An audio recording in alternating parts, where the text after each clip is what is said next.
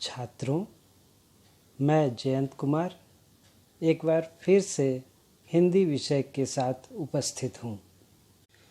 कक्षा 7 के गिल्लू शीर्षक पाठ का पहला भाग आप देख चुके हैं, जिसमें आपने जाना था गिल्लू शीर्षक पाठ की कहानी, उसका सरल अर्थ एवं शब्दों के अर्थ। इस भाग में आप जानेंगे प्रश्नों के उत्तर, भाषा संबंधी प्रश्न और रेखा चित्र के बारे में कुछ बातें। चूँकि गिल्लू एक रेखा चित्र है, इसलिए रेखा चित्र के बारे में जानना आवश्यक है। रेखा चित्र क्या होता है? रेखा चित्र उस विधा को कहते हैं जिसमें लेखक शब्दों के सहारे किसी व्यक्ति, वस्तु या दृश्य का इस प्रकार वर्णन करता है कि आँखों के सामने उस व्यक्ति, वस्तु या दृश्य का चित्र खींचता चला जाए। इसमें साहित्यकार अपनी कल्पना या अनुभूति का अलग से कोई रंग नहीं भरता। जिस व्यक्ति, वस्तु या दृश्य का वर्णन करना है, उसका हूबहू चित्र अंकित कर देता है। इसी कारण गिल्लू को भी रेखा चित्र कहा गया है, क्योंकि गिल्लू के बारे में लेखिका ने उसे जैसे देखा वैसे ही कहानी के रूप में उतार दिया है, अंकित कर दिया है। तो आपने जाना रेखा चित्र के बारे में। अब आइए पाठ के प्रश्नों के उत्तर जानते हैं। पहला प्रश्न, सोन जूही को देखकर लेखिका को अनायास किसकी याद आ जाती है और क्यों? इसका उत्तर होगा, सोन जूही को देखकर लेखिका को अनायास गिल्लू की याद आ जाती है, क्योंकि गिल्लू अक्सर सोन जूही की हरितिमा में छुप जाता था और लेखिका के निकट आने पर उन्हें चौंका दिया करता था। दूसरे प्रश्न के रूप में, प्रस्तुत पाठ में लेखिका ने कौवों के बारे में जो विचार व्यक्त किए हैं, उन्हें लिखिए। उत्तर होगा, लेखिका ने कौवों को ऐसा विचित्र पक्षी कहा है जो एक साथ समादरित, अनादरित, अति सम्मानित तथा अति अवमानित है, जिसका रूप धारण कर पूर्वजों को भी पितर पक्ष में अवतीर्ण होना पड़ता है। हमारे दूरस्थ परिजनों को भी अपने आने का मधुर संदेश कौवों के कर्कश स्वर में ही देना पड़ता है। आइए तीसरा प्रश्न देखते हैं। बहुत समय बीत जाने के बाद भी लेखिका गिल्लू को क्यों नहीं भूल पाती? इसका उत्तर होगा, बहुत समय बीत जाने के बाद भी लेखिका गिल्लू को नहीं भूल पाती, क्योंकि गिल्लू से लेखिका का आत्मीय संबंध बन गया था। वह उनके परिवार का एक हिस्सा बन गया था और उसकी मृत्यु के बाद सोन जूही की लता के नीचे उसे समाधि दी गई थी। वसंतागमन पर गिलहरियों की नई पीढ़ी उसकी जाली के उस पार चिक चिक कर गिल्लू की याद दिलाती रहती थीं तथा लेखिका को जूही के पिताब छोटे फूल के रूप में गिल्लू के खिल आने का विश्वास अब भी था। आइए चौथे प्रश्न को देखते हैं।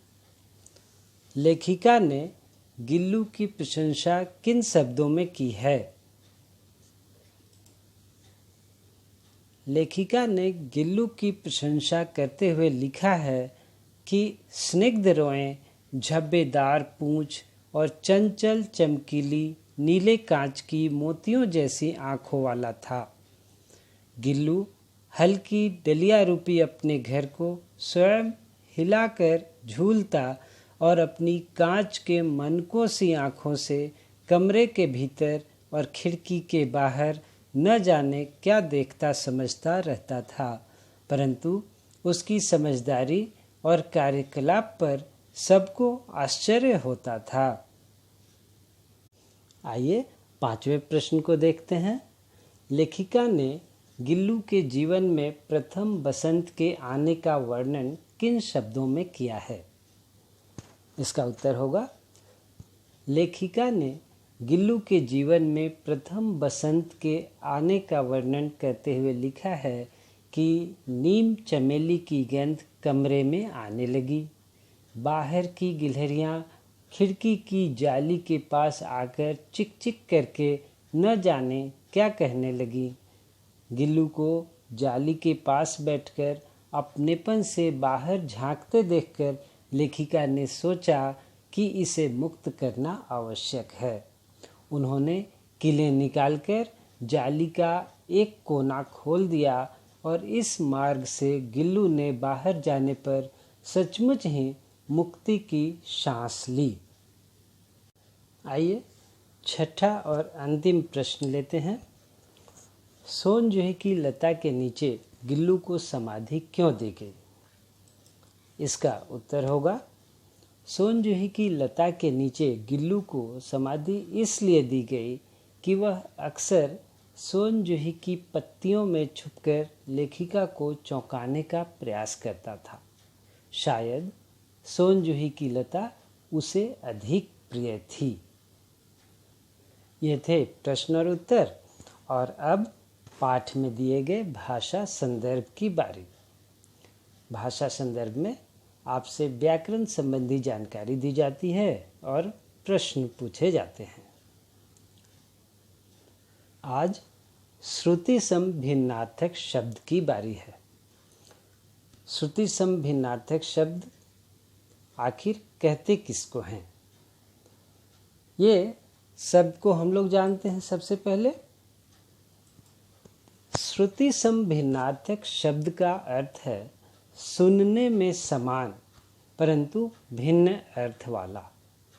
श्रुति सुनना, सम अर्थात समान या बराबर, भिन्नार्थक भिन्न अर्थ रखने वाला। वैसे शब्द जो उच्चारण की दृष्टि से समान होने का भ्रम पैदा करते हैं किंतु अलग अलग अर्थ व्यक्त करते हैं, श्रुति सम भिन्नार्थक शब्द कहलाते हैं। लिखने में इनके वर्ण या मात्राओं में थोड़ा बहुत अंतर होता है। आइए एक उदाहरण लेते हैं। शब्द है अन्य और अन्न।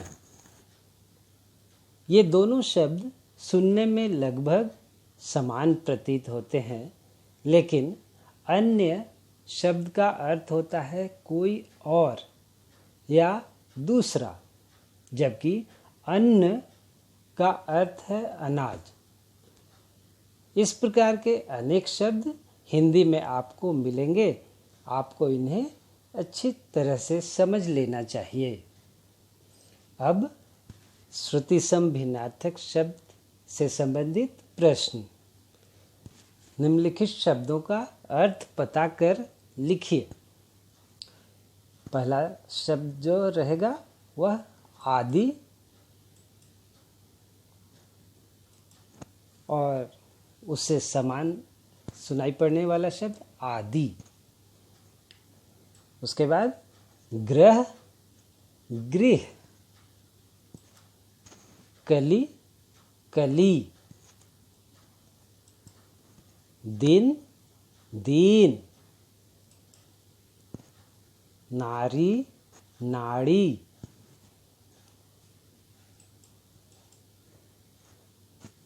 हंस, हंस, कर्म, क्रम, चिता, चीता, प्रसाद, प्रासाद। तो ये थे छात्रों आज के प्रश्न। इन्हें आप कर ले, और इस वीडियो के अंत के बाद इतना ही। धन्यवाद।